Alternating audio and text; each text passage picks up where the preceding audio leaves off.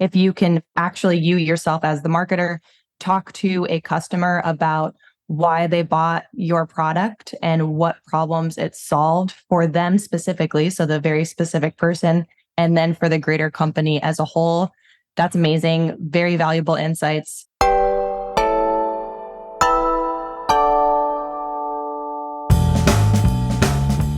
Hello and welcome to another episode of the Confessions of a B2B Marketer podcast. We have a massive episode for you today. Mary Keough of Map My Customer is joining. So previously of the industrial marketing world, recently moved to Map My Customer, and we cover her LinkedIn playbook, what you should be doing as a new B2B marketing hire in the first 30 days, and also one strategy that you must be implementing in 2023. But before that, we must give a massive shout out to SaaStock USA. We got some massive names speaking. We got Will May, the CRO of ClickUp. We have Nathan Latka of FounderPath. We have Chris Walker of Refine Labs. And if you want a 20% discount on your ticket, click the link in the show notes below. You'll be taken to a page that will have that discount applied so you can pick up that ticket. So we're talking Austin in Texas, May the 31st until June the 2nd, 2023. It's going to be massive. Here's a direct quote from Patrick Campbell of ProfitWell. Meaningful conversations happen face-to-face. Relationships are forged and opportunities are accelerated. And let's jump into today's episode. Mary, welcome to the show. Yeah, Tom, thanks for having me. I'm really excited to be here. So I have been not stalking you on LinkedIn, but I've been aware of your posts on LinkedIn for a while now. And that's awesome. Just quite interested first in the career journey, right? Because it seems like you started crushing marketing in the industrial space first, and then became maybe the biggest, most well-known industrial marketing person maybe in the world. Well, thank you. But then, and we can talk about the move after that later, but I just want to understand, was there a specific reason that you chose to focus on the industrial marketing world? Yeah, so my focus on industrial marketing specifically only came out of my total imposter syndrome in the marketing world. So I actually graduated with an English degree, started out as a technical writer for a big manufacturing industrial company, and then slowly moved into marketing. I loved it. It was really fun. I just had this innate passion for it, but I had no schooling in it. I didn't really know how to quote unquote do it. So I had this kind of imposter syndrome just because I had not learned how to do it in any other way other than through experience. So my expertise in industrial only came because I was like, well, I can't talk about B2B SaaS marketing. I can't talk about B2C marketing. I can't talk about anything else except my experience specifically in industrial. And the really neat thing that I found out after I started posting on LinkedIn and becoming a little more ingrained in that industrial community specifically is that there is a huge gap in knowledge. So there's a ton of people on LinkedIn posting podcasts in communities in the B2B tech space or even SaaS space, but nothing in industrial, healthcare, finance, you name it, fill in the blank on another one. So the gap in industrial is really why I started doing it and then continue to do it today. So it seems like you essentially marketed yourself very well. You saw this underserved niche for information and became the leader. Yeah, exactly. And you mentioned when you started posting on LinkedIn, as you were just talking. When roughly was that? Yep. So I started posting on LinkedIn in the summer of 2021. And that is unique because it's when I moved into corporate marketing in the industrial company I was a part of a few years ago. I was in kind of a weird business development marketing role in the R&D department and then moved up into corporate marketing. And I had already been listening to Chris Walker from Refine Labs for a while now, and finally got a chance to sit in on one of his live events. And his live event, of course, fitting for today's talk, is how to post on LinkedIn. So how to get started on LinkedIn, why you should do it. And I was absorbing everything he was saying. I understood it, but I was kind of scared. I didn't have a ton of experience. Like I said, not a lot of schooling in marketing. So I posted a question in the chat and said, hey, what should I post about if I don't feel like I'm an expert, if I don't feel like I have enough experience to be publicly posting on LinkedIn. And all he said was work in public. Just talk to people about what you're doing right now and why you think what you're doing is important to the greater business strategy. So that's exactly what I did. And it just kind of everything took off from there. Which then begs the question, because just recently, in the last month or two, have, I believe, left the world of industrial marketing. Yep, that's right. And so was there, because obviously we were like building up, you like position yourself as the leading light in industrial marketing. Was there like any specific reason why you thought it was time to move on? Yes. So mostly the challenge. So in the industrial marketing world, I was on agency side and I loved my job. I got to work with 7 of my own clients, but then got to touch the 25 clients that we had in our portfolio at the time. So just got to see the way that a lot of industrial and manufacturing and even like into the industry 4.0 space. So maybe software providers who specifically do like maybe robotics integration or service maintenance for CNC machines, stuff like that. And I felt like I was rolling, everything was going great. I was learning a ton, but I was kind of missing that like next thing. Like I felt like there was something I had to do on my own. So from the agency side, it's great, but you fit a very specific niche in a company's marketing or business strategy. So for the agency I was working at, Gorilla 76, we were doing mainly digital marketing and I was on the strategy side. So I was doing a lot of the building of the strategy and then kind of telling my internal team how we were going to execute on that strategy. So I had a content person under, a videographer, graphic design, website developer, amazing resources, but I didn't really get to do a lot of the execution on my own. So there was this like kind of passionate part of me, especially as someone who loves marketing, to just execute a strategy on my own, like see what it would be like to take a company from 0 to 1 or 10 to 100 or something like that. So yeah, that was the main purpose of my move, but I have no intention of necessarily staying in B2B SaaS and never going back to industrial. It just came at a really great opportunity. And the company that I work for now met my customers. I'm really passionate about the product. It's a CRM for field sales. So like outside sales teams sell into the manufacturing space. So I still know the space really well. And I'm very passionate about CRMs if you've read any of my recent LinkedIn posts about them. To be clear, does the company only sell into industrial? No. So right now we're still in kind of the stage where we're trying to decide on product market fit. We're finding a lot of success in the industrial manufacturing space, but also finding a lot of success, interestingly, in kind of that med device biotech space too. Nice. Okay. And so let's make this a little bit tangible and actionable for the new B2B marketers going into, let's say, a small to mid-sized B2B business, whether it's SaaS or service. Like what should someone do in the first, let's say, 30 to 45 days? Yeah. So I think there are 2 really big things that you can do to set yourself up for success in the first 30 days. Number 1 is customer listening or customer research. If you can like actually you yourself as the marketer, talk to a customer about why they bought your product and what problems it solved for them specifically. So the very specific person, and then for the greater company as a whole. That's amazing. Very valuable insights. I'm lucky that we use a call recording software in-house. So I was also able to listen to a lot of demos, onboarding sessions. We call them QBRs, which are quarterly business reviews. So got to watch a lot of those recordings and find out what questions customers were asking, what features piqued their interest, and just took really diligent notes. So that was, probably the first week, almost all I did was listen to customer calls or sit in on customer calls or do some form of customer research. That's such an important database that every B2B company should have. And I guess since these call recording softwares have come in, they're going to do that automatically. But if people are either not using that, they should really trying to record everything because it's like there's such valuable information in there. Yes, I could not agree more. Like that is just invaluable information, not only for marketing, but I know our product team uses it to prioritize certain items on the roadmap.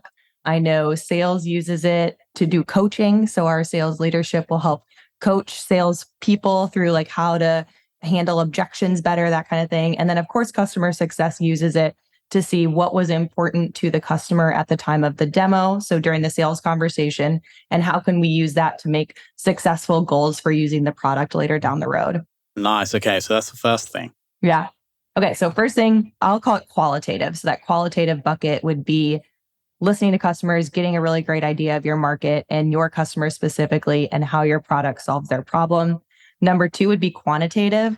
So hopefully most SaaS companies do have a CRM analyzing all of your sources. So your go-to-market sources, it could be cold outbound, could be the website, could be ABM. Maybe you're doing some kind of field marketing, but analyzing your pipeline sources and seeing what the lead to opportunity to customer conversion rate is across all of those pipeline sources and what they've been like quarter over quarter. So I'll give you an example very specifically from my time at my customers so far. We were doing really two things with the website. So you could either take a tour of the product and then convert on a demo page. So we use Nevada, if you're familiar with it. Click through the product tour, a couple CTAs would pop up throughout, and you could book a demo with a salesperson on our team. The second one was basically like low intent lead gen. So gated ebooks, gated content downloads, stuff like that. What I found out is a significant portion of our marketing budget was going toward the blog. So gated content and ebooks. But we use HubSpot, so I was able to kind of see which landing pages were resulting in the most leads. Were those leads turning into opportunity? What was the opportunity value? And then were they actually converting into customers? And what I quickly found out is no, they weren't. And although the blog was a significant part of our marketing budget, it was not attributing a ton of results either. So first thing I did was kill the blog, in short answer. Wow. And I bet that unlocked quite a lot of budget that you can now reinvest. Yeah, exactly. Yeah. So first thing we're actually reinvesting in is kind of like doubling down on that product tour. So a ton of people, really, really low amount of leads coming from the product tour because it was a little bit long and cumbersome. And some of the CTAs weren't as great as I would have hoped they were on the website, which is totally fine. But they were resulting in a lot of leads, and those leads were converting into opportunities and customers. So using a lot of that marketing budget to kind of reframe the structure of the website. So not necessarily redesign it. It looks fine. It operates fine. We don't need to be investing in this huge website overhaul anytime soon, but just restructuring it to make that flow a little bit easier. So making conversion points more like see how the product works and then book a demo with a sales rep. Yeah, what I like about this is I think sometimes when new marketing people join businesses, they're like, they wouldn't do the two things that you suggested, which are the most valuable. And then they'll be like, we need a new website. And they'll spend 6 months and a lot of money building this thing. Yes. And they won't generate any results in the first 6 months. But it seems like your product demo tweaks, which I now believe are live because you put it on LinkedIn for feedback, right? Yeah, I did. So we'll get to LinkedIn later in the discussion, but you've now tweaked and improved that product tour. It's live on the site, and presumably this one's going to convert better. Yeah, so far we've seen 2 demos already booked from it. So we just did it, 10 days ago as of today, and we've gotten 2 demos. Love it. So yeah, I totally agree with these two approaches, the qualitative to really get to know the customers, and then the quantitative to really understand what is working and what isn't. Yeah, exactly. And then maybe step 3 is then using what you've learned to do things. Is that right? So yep, that's exactly it. To reassigning budget, as you said. Okay, cool. And anything else that somebody just joining a B2B SaaS company should be doing in the first 30 days? I think meeting, I would kind of call it table stakes, but only because my company is small. There's only 11 people in the US right now. So meeting with everyone on your team is huge. So if you're going into a larger company, maybe your marketing team is like 20 people, your sales team is 30, and your product team is who knows how many. Meeting with those key stakeholders, I think, is huge. And not just meeting them. Like, I think a lot of people might throw away the initial meeting and just say, oh, who are you? How do you fit into the company? No, it's like, what do you feel like are gaps that marketing can fill? how can I make your job easier? I might not be able to do it today or even next month, but I want to put it on a list. I want to let you know that marketing is listening to you and that we're responding to the needs of your department. Makes total sense. Yeah, I found, because I did this, I joined a B2B SaaS company, maybe similar size, about 3 or 4 years ago. And I think one of the most, I'm not saying I did a great job, but one of the good things I think I did was we used to just go and sit down with the sales team. Like they would show me what they're doing. I'd sit in some calls just to really, because it can be quite a lot of tension in that relationship, right? So just to show them that. Oh, for sure. Yeah. You're listening. Yes. Yeah. So one of the things that came out of the sales team, I meet with my sales team at least once a week, sometimes 2-3 times a week, just depending on what we need from each other. But one of the big pain points of our sales team at the time was they didn't like sending prospects the product tour because at the time it was too long. They didn't like sending them any pages on the website because they didn't feel like it told a good story. And then they weren't sending them any videos because we didn't really have any. And then we did have a pitch deck, but again, going back to that story, they just felt like it wasn't really accurately giving the prospect an idea of who Map My Customers was and how it added value to an organization. So one of the first things execution wise that I wanted to do was like, what's the lowest hanging fruit here? Like, how can I help you give your prospect something better? So the pitch deck was number one on their list. They're like, I need a good pitch deck because what I can do with that is make a copy, maybe take 1 or 2 slides of it, save it as a PDF and send it along, or I can send along the whole thing. A pitch deck is just my lowest hanging fruit. And I said, great. So we just sat in on I think it ended up being like a 90-minute teardown of the pitch deck. I listened to them the first call, created a new one, like 10 pages, and then just made them rip it apart. I was like, you tell me everything. Like, what am I missing here? Why is this value prop not good? What kind of use cases can we do?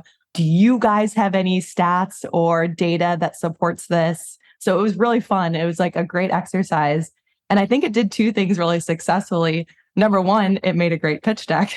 And number 2, it really showed sales that they could trust me as the marketing team and that I was listening and executing on their needs.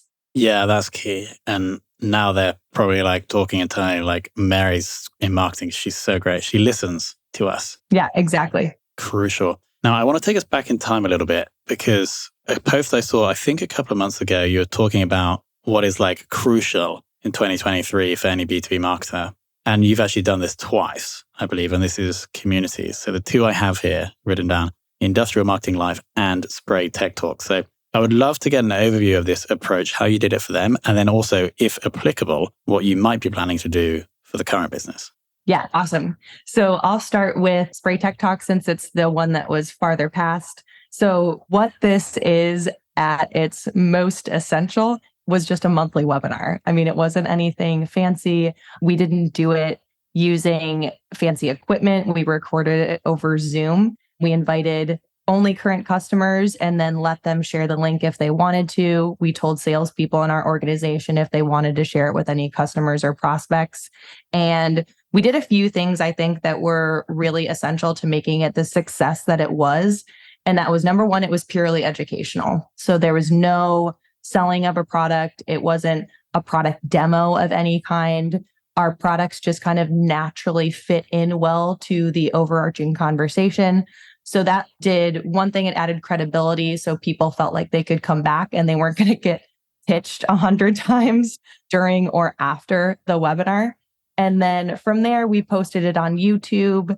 We did some clips. And I mean, Tom, these clips were not fancy. We did it in just snipped little sections and then added some AI transcription on them, posted those on YouTube, let salespeople use those. And then what we got was just really cool. Not only did internal people, so salespeople in the organization, they wanted to share it with customers and prospects. And it was this regular occurring event. So they could say, hey, sign it up for it now. If you can't make this one, make the next one. It's done every month. Show up, ask me some questions after or before. Who was that? You were the person who was taking the questions. No. So that's also another key, adding trust and credibility is me as the marketer. This was an engineering company. I have no background in engineering.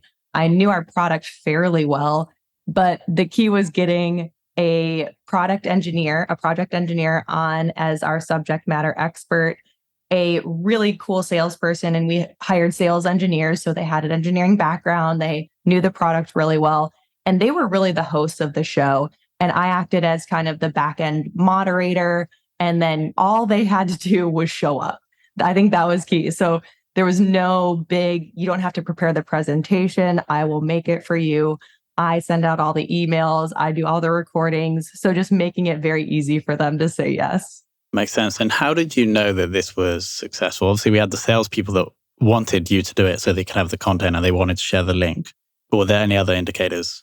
So I knew it would be successful before we started because we did this pre-COVID. So this was during 2020, 2021.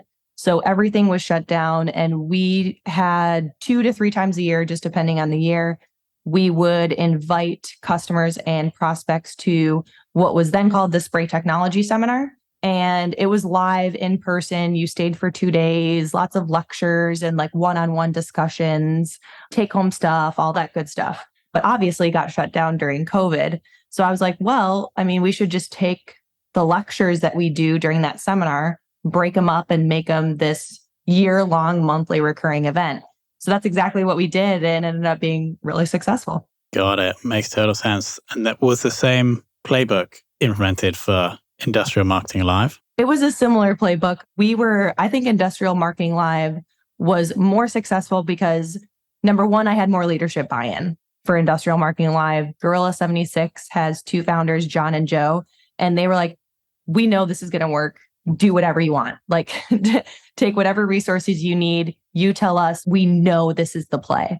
So that was really, really helpful. And then number 2, the internal subject matter expertise inside Gorilla was amazing. And it was marketers talking to marketers. So I got to be part of the host, which made it way more fun for me, but also helped us because we just had such a breadth of expertise in the agency. So I think that really helped lend like the trust and credibility aspect to Industrial Marketing Live as a community. And so were you able to tie clients back to this series? Like leads and opportunities? Yeah. Yeah, 100%. So we got, at the time that I left, I think we had 2 customers and maybe 4 or 5 opportunities, like straight from Industrial Marketing Live. But the really cool thing is because we had a lot of resources and we kind of knew how to run the quote unquote playbook for webinars, which is you have the 1-hour recorded webinar, post it as a podcast, post clips on LinkedIn. I think we're even on TikTok now, which is really cool, and see what comes in. So not only could we tie it back to Industrial Marketing Live as the event, but it could be tied back to podcast clips, YouTube episodes. So that part was just really cool that we were able to scale it at that effort too. I think the key part for this, because I've like considered it, is getting people to attend. And I like how you did it with Spray Tech Talks, because it was almost like a little bit exclusive, right? Just customers, or they could share it if they want. Was it the same, like I guess the distribution to get people to attend live, was that the same for the second one? Or are there any other gems you can share about that? Yeah, I think we did it all grassroots word of mouth in both instances. I think Gorilla 76 was a little bit more successful because we had so many people posting on LinkedIn and driving folks to it. And I think part of the exclusivity of Industrial Marketing Live was what we talked about earlier, which is being in that niche of industrial. So everyone in that community. So right now, I think we have like 300 to 500 registrants for the event on any given week. And then our Slack community for Industrial Marketing Live is up to like 150 people, which is just so cool. And they're all in the industrial and manufacturing space. So I think it's exclusivity of like a different kind. That was such a good play for the agency, because I doubt any kind of community existed for these types of marketers before. No, I mean, there's a couple podcasts out in the industrial/manufacturing marketing space. There's a couple really cool people to follow on LinkedIn. But to your point, there was no place. There was no place to have an ongoing conversation. Yeah. So these people were producing content as were you guys, but there was also the ability for people to communicate with each other. And it was all like branded and sponsored or provided by the agency. So yeah, great move. Yeah, I totally agree. I mean, I think we started out just like not knowing how really cool it was going to be, like how resonant it was going to be with the industrial marketing community. I think we just started it because we truly just wanted to help industrial marketers. There's not a lot of resources out there for them in general. But then as we saw so much traction in the early days, it was very easy for us to say, yes, hit the gas pedal, give this any kind of wood on the fire that it needs. That's actually the key as well. I think what you just shared is if you started with a view to just generating leads, people like immediately will feel this. But if you started with a true, like genuine mission to help, then you'll get the attention and ideally get the deals afterwards. I want to quickly switch lanes though, because as I mentioned, I have been following you on LinkedIn for a while and there's incredible posts, like very well written, perfect formatting, like so much detail and value. So I just want to dig into your like LinkedIn publishing like plan, how you do it. I mean, maybe why you do it, any other tips for building engagement on LinkedIn? Yeah. So the reason I started posting on LinkedIn was truly to engage with others, first of all. So I talked a little bit about how I started posting after watching Chris Walker and just really felt like I didn't have a ton of value to necessarily contribute to the LinkedIn community. But I did want to work in public and see if I could get feedback from people who I really respected in the LinkedIn community. Gorilla 76 had already started posting, so I followed a lot of people there. I think you might be familiar with MJ Peters/Smith now. She was at Refine Labs and is now at Collab Software. So those were two big heavy hitters in the industrial marketing space who I followed and wanted to network with. And then as I started doing more and then started working at Gorilla 76 and posting more in-depth content, community kind of grew from there. And I really found out the three keys to LinkedIn success. And those keys are quality, consistency, and reach. So if you are not finding success on LinkedIn, I can probably almost certainly tie it back to one of those three key areas. So you need to post quality content. So you just said there's a lot of value, which I really appreciate. Thank you for saying that. In my posts, like I want to do heavy hitting posts that will help people do better in their marketing roles. So that's quality. Number two is consistency. So I post 3 to 5 times a week, every single week since August of 2021. And then number three is reach. So you have to post quality content consistently to a large audience. So if you only have 200 connections, but you're posting on LinkedIn, your reach is going to be really low and you're probably not going to see a lot of success or traction on LinkedIn. So you have to go out and network. You have to add people to your network. You have to grow the potential audience that you can reach with your quality content posted consistently. Makes sense. My question is about your process or the amount of time you spend on creating the quality content. Like, do you just say on a Friday morning, I'm writing for 3 hours? Or do you do every day before you post? Like, how does that work? Yeah, my posts are all original content posted 20 minutes before I decide to post that morning. So a lot of my content right now as a head of marketing for a SaaS company is working in public. So a lot of it is what I'm doing right now and why. When I was at the agency, we kind of had some like major themes or pillars of content that we talked about: data, marketing strategy, creating content, distributing content, and then creating the marketing foundations or the fundamentals. So those were pretty easy because you kind of would just recycle those themes and you could pull content from there. But now it's a big working in public play, which I think is really fun. Got it. So you'll sit down and you'll be like, I want to post today. You'll write it 20, 30 minutes and post it and that's it. Yep, that's it. Wow, that's pretty impressive for some of the length and the density of these posts I'm seeing. So awesome. Yeah, thank you. Appreciate that. I've had a lot of practice. Got it. We actually skipped a question. Maybe this is purposeful, but the community play that we just broke down, are you potentially planning something like this for Map My Customers?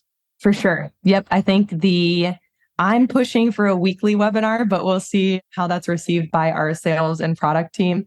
We'll probably start as maybe an every other week or monthly webinar. But the cool thing about Map My Customers, they already had a podcast in place.